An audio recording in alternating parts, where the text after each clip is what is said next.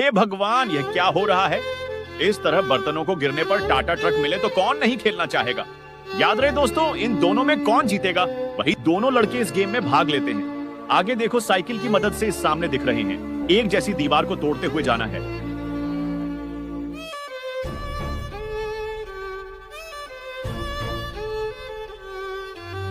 आगे का गेम बहुत ही खतरनाक है। गोल दिख रहे हैं। इस साइकिल वाले चक्रे के अंदर से फुटबॉल की मदद से गिलासों को गिराना है। जो भी पहले गिराएगा वह जीत जाएगा।